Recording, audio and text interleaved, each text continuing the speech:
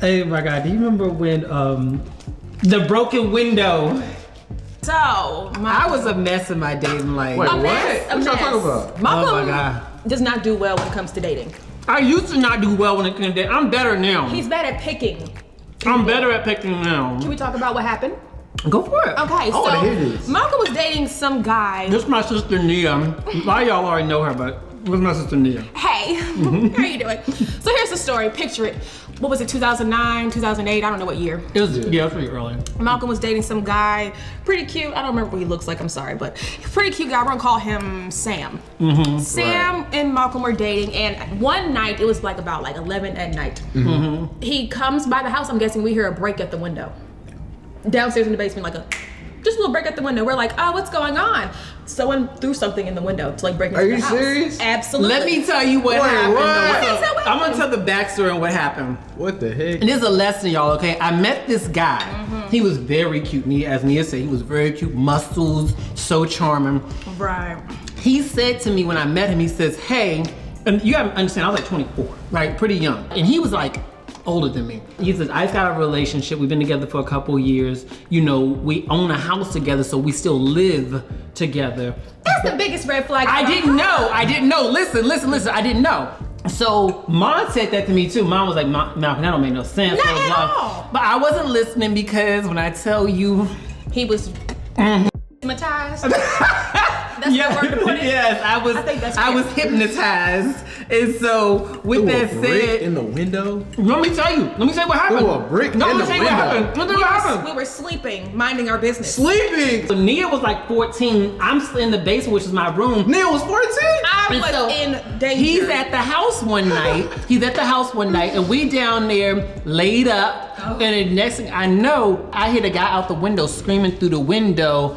He said the guy's name. You call him Sammy? Let's call him Sammy, right? Sammy, are you in there? And are you in there with Malcolm? It wasn't even the boyfriend. It was the boyfriend's man. No. It was the boyfriend's man. It wasn't the boyfriend. Man. It was the boyfriend's man or ex-man. I don't know what they were by this point because he told me that they were not together. So I don't know what the situation is. I'm thinking, what is going on? I'm like completely naive, right? Because I'm thinking that y'all not together. He had told me that the guy had even moved on. He's like, oh, he dating other people, blah, blah, blah. In the same house. Yeah, I know, right. Thank you. So anyway, he throws a brick through the window. So I'm like so scared. So I run upstairs and tell Nia, don't open the door. Y'all grab a... We did not grab a strap. He's not even telling you the worst part. We What? called the police and made sure everything was all fine and dandy. I have mommy on the phone the whole time. Turns out, Sammy's ex-man, current man, red flag man, whatever, was down the street just waiting. I guess the guy had followed him to my house or had a tracker on his car. Somehow or another, the guy figured out where I lived. And the thing is this, I had no idea. You gotta understand this, I'm hot to trot in DC, I'm cute and everything like that. I never had to, and you know how I was bringing them through. Plethora. Your uncle was honey, your uncle. If this is the scroll, Hot, what'd you say? if this is the scroll, I was hot, so it's not like I had limited options. So if I want to spend my time with somebody, having him in the house, I thought he was free and clear. Right. You know what I'm saying? I'm not one of these desperate ones, but I gotta be with married men. if someone tells you that they are in a relationship, He said they were broken up. if they say they are broken, were broken up up? and they are still living together, it's man. off limits. You taking these lessons in Marco? I am. Wait. So, wait, hold on. I'm kind of discombobulated a little bit. I'm still trying to take this in. So you didn't know? No, he told me He was in a that relationship. he said that they were broken up and they were still living together, which may have been true. He said that with a smile. I ain't gonna lie. I feel like. Here's the thing. Yeah, tell us the real story. Thank dude. you. When you are in love, in like, or whatever, and there's a big fine person in your case, a beautiful woman in your face, all you see is the beauty. All you Right. see is, like the outside. Right. The inside does not normally come out until honestly this whole fantasy goes Right. away. So when you're just looking Infatuation, at, really. when you're Yeah. just looking at someone's like beauty and stuff like that, you don't see, oh yeah, we're broken up, but we still live together, drive together. I'm thinking I met together. He said they slept in separate bedrooms.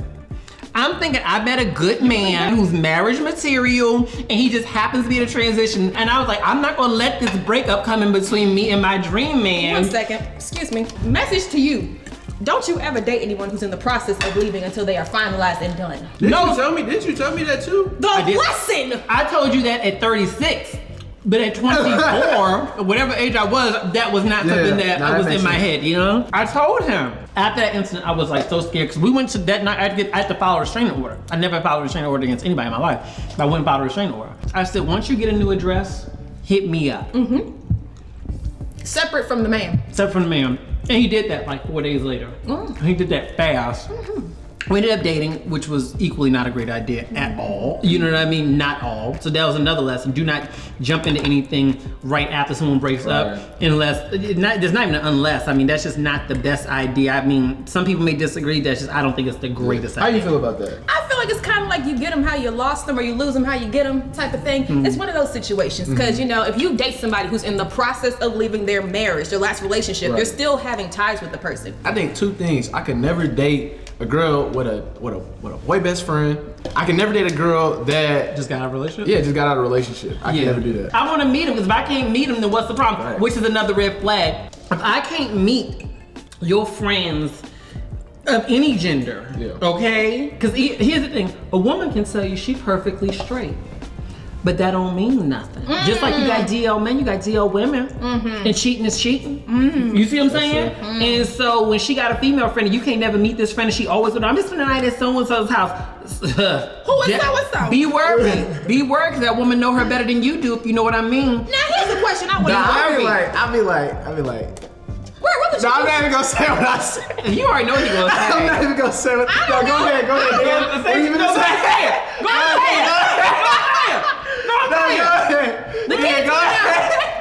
The people want to know. I mean, if it's a sleepover, I mean, you know, like, can I sleep over too? You know, if she with it, I don't. Here's the problem with that, Marco. I don't know if she with it. Here's the problem with that. Okay, so she agrees to that. Y'all sitting together, y'all doing adult things. What happens when that woman makes her make sounds that you ain't never heard before? What happens with that? What happens when you feel like the bystander in the room? What happens when you sitting on the sidelines feeling insufficient and not enough because you know you're not even physiologically built to take care of her the way she's being taken care of in front of your very eyes? What happens when you know that the person she's gonna leave you for is right there in your presence? Ooh. What happens then? I'm speechless. I don't know. Exactly. Now I'm rethinking it. So if it was a girlfriend, then probably not. But if she was a friend, I'd probably consider it. Cause then I don't have really like an emotional attach to her. So it's like, I was in that situation before. Oh Lord. I was. When I was. You was in every situation. I was wild, baby. Nigga, was I not wild? A sidebar, little baby story. Malcolm had a significant other who, how can I say this nicely, decided to fake his departure from Earth. Wait, what? I made horrible choices, and I will tell you why I made horrible choices.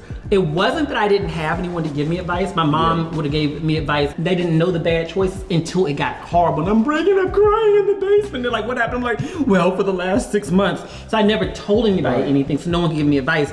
And then even after I told them and they gave me advice, I didn't listen. I was incredibly stubborn and headstrong. So I didn't have what you have. You know what I mean? I just didn't have that. Yeah, you know? I can say the same too. I also was very high on hope. So if you tell me something in private, I'm hoping that that's the person you want it to be. And so a lot of times when you're having this whole hope bubble around the person, you don't even see the wrong that they're doing. Yeah. You see what you want to see. I remember what you told me. You told me before I started talking to a girl, don't ever fantasize or like think of yourself with this person. Never fantasize. Never fantasize. Think of just like be now. as present as possible. Be present. Yeah. You only know what you enjoy in this moment. And I'm not gonna lie, for me, that's kind of hard. Like, it's hard for everybody. That's kind of hard. Yeah. I just like if I really like somebody, like just not picturing myself in the future with them. Oh, I'm picturing the color tuxedo and linen that I'm wearing at my Malibu wedding with you, and we haven't even ordered the appetizer on the first date. My U-Haul truck is waiting outside to follow you to your home to get your things so you can be brought to my home. So I like my house better. That's how I was. I have a list of baby names that I wanted our children to be named after. That's how hopeful Y'all haven't even had a first date. You haven't even met my mother yet. I'm prepared. That's human. So you gotta know that about yourself and do things that slow yourself down. So one of the things that I learned from grandma was this. So here was my issue. I will tell you, and she said, you gotta stop doing this. Meet you, go out with you, lay down with you and I'm cooking for you. This all happens within 7 days. That's what would happen, right? And so she said, you have to stop doing the things that make men feel more connected to you too quickly. So you got to identify what are those things that you do, because when you charming and good looking, ain't we a good looking bunch? We're a good looking bunch. Look at us. Look at our face. Look at the marker. We're a good looking family. And so you charming and good looking. You see what I'm saying? And so what she said was, first of all, stop cooking for these men. Okay, because I can cook. Right. So don't be cooking for them too soon. She said, don't be laid up, as they like to say, too soon. Shucking and jiving. Shucking and jiving. And she said, and also don't talk to them every day. Because that's the whole thing. I don't care if you're doing nothing else. That's what's going to get you. Talking to them every day. You can't talk to them every day. So take that time away. And don't let them spend the night. Even if y'all ain't doing nothing, you can spend the night. You gotta do the things that make you feel less bonded to them. You can't do those things. You have to literally fool your mind from getting attached too soon. Mm-hmm. Yeah. They say take it slow, but what does that really mean? I don't like saying take it slow, because what does that mean? It's about what rituals do you build, and don't build in a ritual of intimacy in any way too soon. Home cooked meals, laid up, all that kind of stuff. Those are rituals. And that's one of the other reasons why I say hold back on those things that make people feel attached. It's already challenging when somebody that you like doesn't like you in the same way. Okay, that can happen. That's life, that's reality, right?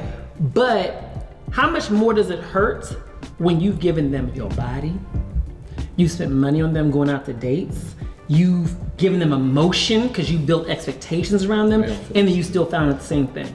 Mm-hmm. You have to hold off on giving them those most intimate parts of yourself until you know their character and know their intentions towards you. Mm-hmm. That's a lesson for y'all. A word. All right, y'all. Thank you so much. And comment below with your ideas around what other relationship red flags.